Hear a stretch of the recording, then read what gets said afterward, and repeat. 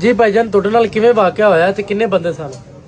ਉਹਨਾਂ ਬੰਦਿਆਂ ਦਾ ਕੋਈ ਨਹੀਂ ਪਤਾ। ਇੱਕ ਯਾਨੀ ASI ਸੀ ਸਭ ਤੋਂ ਪਹਿਲੇ ਆਦਲ, ਉਹ ਆਪਣੇ ਨਾਲ ਜਿਹੜੇ ਨੇ ਇਹਦੇ ਗੁੰਡੇ ਚ ਲੈ ਗਿਆ 10-12 ਜਣੇ ਸੀ।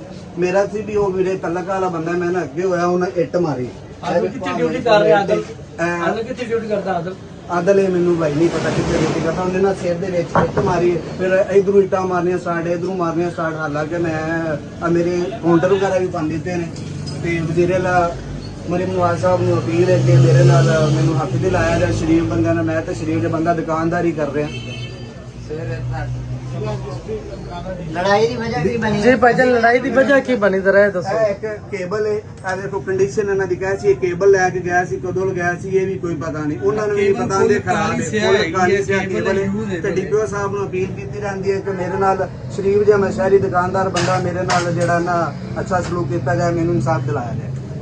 ਜੀ ਭਾਈਜਾਨ ਮੇਰਾ ਗੱਲੇ ਵਗੈਰਾ ਦਾ ਨੁਕਸਾਨ ਹੋਇਆ, ਮੇਰੇ ਪਾਕਟ ਵਿੱਚ ਪੈਸੇ ਸੀ ਉਹ ਨਿਕਲ ਗਏ ਨੇ, ਜਿਹੜੇ ਗੱਲੇ ਸੀ ਉਹ ਵੀ ਨਿਕਲ ਗਏ ਨੇ, ਸਾਰੇ ਸ਼ੀਸ਼ੇ ਵੀ ਉਹਨਾਂ ਤੋੜ ਦਿੱਤੇ ਨੇ। ਇੱਕ ਇੱਟਾ ਵੱਜਿਆ ਵੇਖੋ, ਉੱਤੇ ਇੱਟੇ ਦੇ ਵੀ ਨਿਸ਼ਾਨ ਵੀ ਹੈ, ਸ਼ੀਸ਼ਾ ਟੁੱਟ ਗਿਆ। ਹਾਲਾਂਕਿ ਕਿੱਡਾ ਮੋਟਾ ਸ਼ੀਸ਼ਾ, ਉਹ ਬੈਕ ਸਾਈਡ ਦੇ ਸ਼ੀਸ਼ੇ ਸਾਰੇ ਟੁੱਟ ਗਏ ਨੇ, ਉਹ ਬੈਕ ਸਾਈਡ ਦੇ ਸਾਰੇ ਸ਼ੀਸ਼ੇ ਟੁੱਟ ਗਏ ਤੇ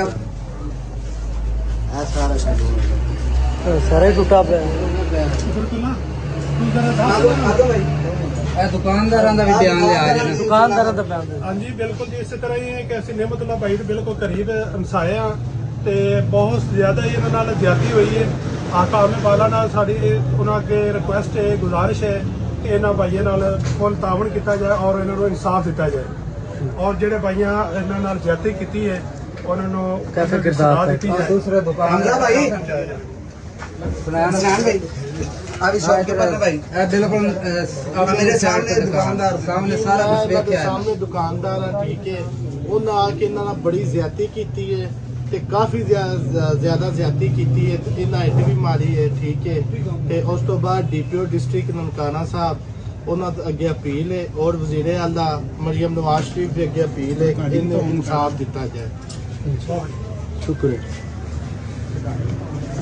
अस्सलाम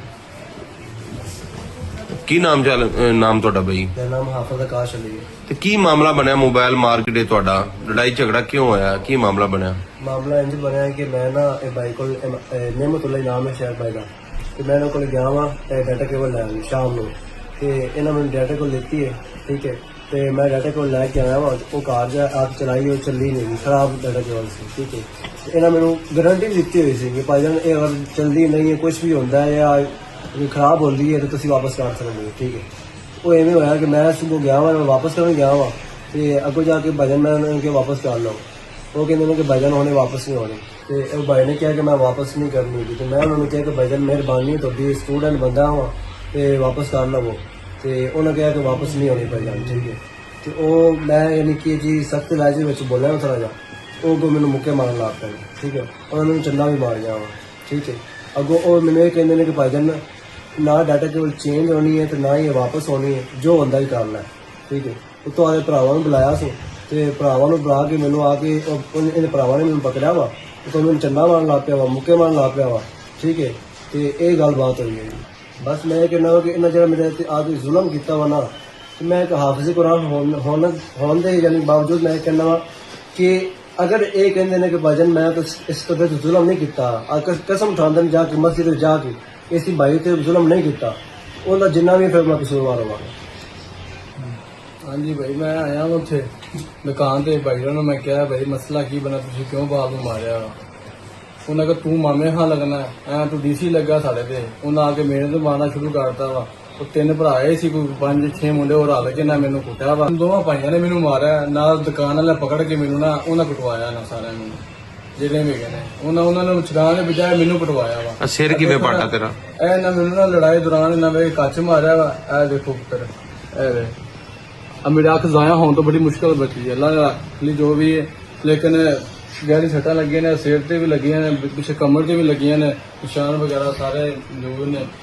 ਆਦਲ ਤੁਹਾਡਾ ਕੀ ਲੱਗਦਾ? ਆਦਲ ਮੇਰਾ ਭਾਈ ਹੈ, ਉਹ ਬਾਅਦ ਚ ਆਇਆ ਤਾਂ ਉਹਨਾਂ ਤੇ ਇਲਜ਼ਾਮ ਲਾਇਆ ਜਾ ਰਿਹਾ ਜੀ, ਕਹਿ ਰਹੇ ਨੇ ਕਿ ਉਹ ਇਹਨੇ ਆ ਕੇ ਲੜਾਈ ਕੀਤੀ, ਇੱਟ ਮਾਰੀ। ਕੋਈ ਐਸੀ ਕੋਈ ਗੱਲ ਨਹੀਂ ਹੈਗੀ। ਅਸੀਂ ਆਏ ਆ, ਉਹ ਪਿੱਛੋਂ ਆਇਆ ਕਿ ਕੋਈ ਲੜਾਈ ਨਾ ਕਰ, ਝਗੜਾ ਨਾ ਕਰ, ਇਸ ਵਜ੍ਹਾ ਤੋਂ ਆਇਆ ਕਿ ਚਲੋ ਇਹ ਲੜਾਈ ਨਾ ਹੀ ਹੋਵੇ ਤੇ ਸੁਲ੍ਹਾ ਸਫਾਈ ਹੋ ਜਾਵੇ। ਲੇਕਿਨ ਉਹਨਾਂ ਪਹਿਲੇ ਭਾਈ ਨੂੰ ਮਾਰਿਆ ਵਾ, ਤੇ ਮੇਰਾ ਹੱਕ ਬੰਦਾ ਸੀ, ਮੈਂ ਜਾ ਕੇ ਪੁੱਛਿਆ ਵਾ, ਉਲਟਾ ਉਹਨੇ ਮੈਨੂੰ ਕਿਹਾ ਤੂੰ ਮਾਮੇ ਖਾ ਲੱਗਣਾ, ਇਹ ਉਹ ਤੂੰ ਡੀਸੀ ਲੱਗਿਆ, ਤੂੰ ਆ ਕੇ ਸਾਡੇ ਨਾਲ ਜੋ।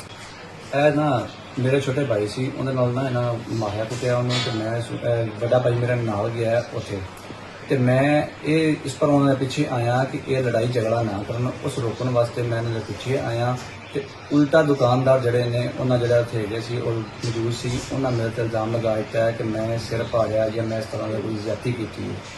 ਉਹਨਾਂ ਦੀ ਦੁਕਾਨ ਦੇ ਵਿੱਚ ਕੈਮਰੇ ਲੱਗੇ ਹੋਏ ਨੇ, ਉੱਥੇ ਦੁਕਾਨਦਾਰ ਮੌਜੂਦ ਸੀ, ਤੇ ਮੈਂ ਇਹ ਹੱਕ ਨਾ ਕਹਿਣਾ, ਅਗਰ ਉਹਨਾਂ 'ਚ ਕੋਈ ਹਲਫ ਦੇ ਦਿੰਦਾ ਹੈ ਕਿ ਮੈਂ ਸਿਰ ਪਾੜਿਆ ਜਾਂ ਮੈਂ ਜ਼ਿਆਦਤੀ ਕੀਤੀ ਹੈ ਤੇ ਮੈਂ ਗੁਨਾਹਗਾਰ ਹਾਂ, ਤੇ ਮੈਂ ਡੀਪੀਓ ਸਾਹਿਬ ਅੱਗੇ ਅਪੀਲ ਕਰਨਾ ਕਿ ਇਸ ਚੀਜ਼ ਤੇ ਨੋਟਿਸ ਲਿਆ ਜਾਏ ਤੇ ਮੈਨੂੰ ਇਨਸਾਫ ਦਿੱਤਾ ਜਾਵੇ।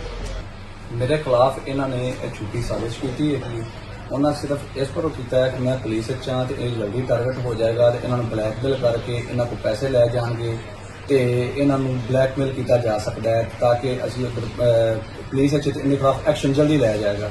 ਲਿਹਾਜ਼ਾ ਇਹਨਾਂ ਦੁਕਾਨ ਦੇ ਵਿੱਚ ਕੈਮਰੇ ਮੌਜੂਦ ਨੇ, ਉੱਥੋਂ ਵੀਡੀਓ ਲੈ ਲਈ ਜਾਏ। ਅਗਰ ਤਾਂ ਮੈਂ ਸਿਰ ਪਾੜਿਆ ਤੇ ਮੈਂ ਗੁਨਾਹਗਾਰ ਹਾਂ, ਅਗਰ ਨਹੀਂ ਹਾਂ ਤੇ ਫਿਰ ਜਿਹੜੀ ਮੇਰੇ ਨਾਲ ਇੱਜ਼ਤ ਮਜਰੂਹ ਕੀਤੀ ਹੈ ਉਹਦਾ ਮੈਨੂੰ ਇਨਸਾਫ ਦਿਲਾਇਆ ਜਾਏ ਤੇ ਮੇਰੀ ਗੱਲ ਅਸੀਂ ਕੀਤੀ ਹੈ।